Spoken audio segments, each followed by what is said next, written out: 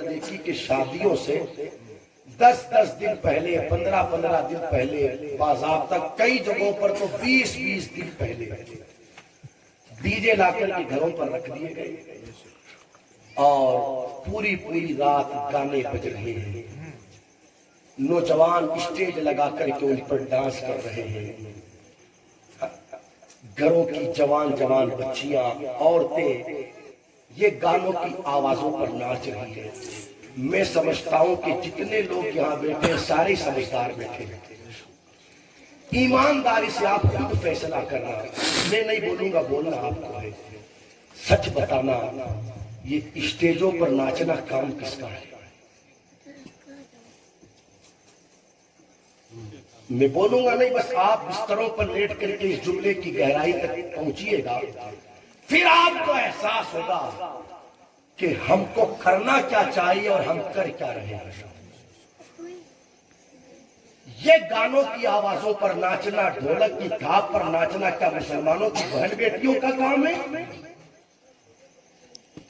یار جس عورت کو اللہ نے اتنی عزت دی کہ اگر عورت بیٹی کی شکل میں ہے تو باپ کے لیے جنت، اگر بہن کی شکل میں ہے تو بھائی کے لیے جنت، بیوی کی شکل میں ہے تو شوہر کے لیے جنت، اور اگر ماں کی شکل میں ہے تو آقا فرماتے ہیں تمہاری جنت تمہاری ماں کے قدموں کے نیچے ہے، ماں کی شکل میں ہے تو اولاد کے لیے جنت۔ جس عورت کو میرے نبی نے اتنی عزت عطا فرمائی، آج ہم نے شادیوں کے موقعوں پر اپنی گھر کی عورتوں سے ناچ کود کروایا۔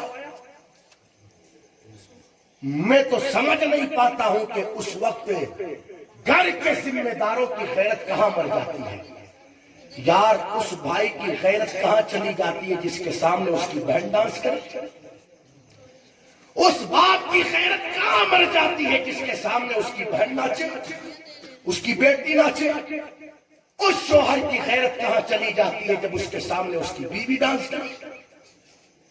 ایمانداری سے آپ مجھے بتائیں کہ یہ کام ہمارے ہیں؟ جو قوم کی بیٹی گانے کی آوازوں پر ناچ کود کر کے اپنی زندگی کو گزارے، پھر اس کے پیٹ سے اللہ والے جنم نہیں لیتے بلکہ نچنی ہی جنم لیتے ہیں۔ لیکن جو قوم کی بیٹی تہجد کی پابندی کر کے قرآن کی تلاوت کر کے پوری رات نفل پڑھ کر کے اپنی راتوں کو گزارے، پھر عظمتیں وہ ملتی ہے کہ کسی کے یہاں بابا فرید پیدا ہوتے ہیں اور کسی کے یہاں سرکار غریب نواز پیدا ہوتے ہیں۔ ہمارے کرتوت تو ایسے ہیں کہ اس وقت حالات یہ ہے کہ قوم کی بہن بیٹیوں سے ایسے کام ہو اور پھر تمنا یہ کرتے ہیں کہ کوئی نیک اولاد پیدا ہونی چاہیے۔ وہ کسی مفکر نے کہا تھا کہ دھتورے کے پیڑ پر دھتورا ہی لگتا ہے، گلاب نہیں لگتا۔ اگر گلاب لگانا ہے تو پھر گلاب کا پیڑ لگانا ہوگا۔ میری ماں بہنیں مجھے سن رہی ہے، میں ان سے گزارش کروں گا، اے میری ماں بہنوں سمجھو تو صحیح اپنے آپ کہ اللہ نے تمہیں اس لیے پیدا کیا ہے، اس لیے میں مانتا ہوں کہ شادی خوشی کا موقع ہے، لیکن ہم مسلمان ہیں، کہو الحمدللہ۔ ہم کون ہیں؟ اور زور سے بولو۔ دیکھو ہمارا ہر کام شریعت کے دائرے میں ہے۔ کیسے ہوگا؟ چاہے خوشی کا موقع ہو چاہے غم کا موقع ہو، ہمارا ہر کام کیسے ہوگا؟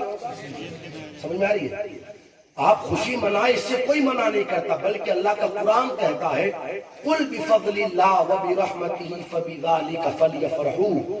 جب تمہیں اللہ کی نعمت ملے اور اس کا فضل ملے تو تم خوشی مناؤ۔ کیا کرو؟ لیکن خوشی منانے کا مطلب یہ نہیں ہے کہ آپ اللہ رسول کو ناراض کرنے لگ جائیں۔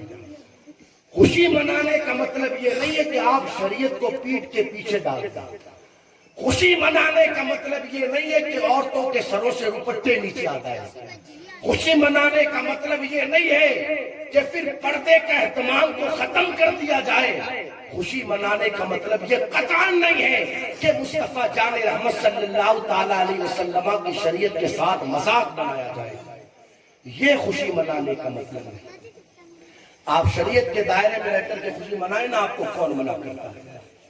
لیکن یہ ناچ کود ڈھول ڈم کے گانے باجے، کارڈ چھپتے ہیں یا نہیں چھپتے ہیں شادی میں؟ ارے چھپتے ہیں نا۔ تو آپ نے اگر کبھی کوئی کارڈ پڑھا ہو تو اس کے اوپر ہی اوپر لکھا رہتا ہے سامنے شادی مبارک۔ کیا لکھا رہتا ہے؟ مطلب کیا ہوا اس کا؟